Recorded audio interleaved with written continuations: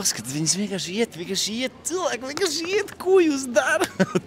Es arī gribu to visu sev. Sveiki, vienkārši vēlos noskaidrot, kas te notiek. Nododot savus personas datus, cik viegli tos ir uzrakstīt un nepadomāt par sekām. Es nemelāšu, sākumā padomāju, es redzu, tur stāv iPhones, man acis vienkārši iežulbējās riktīgi. Tad te laimēt, ko nevar.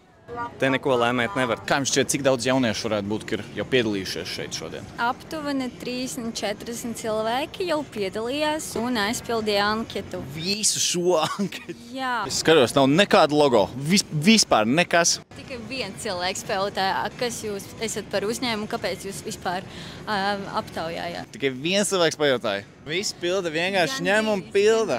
Normāls datu daudzums. Ja tu būtu sasniedzis balstiesīgo vecumu, par kādu partiju tu balsotu Eiroparlamenta vēlēšanās, vai es gribētu šādus datus atdot un iegūt iPhone?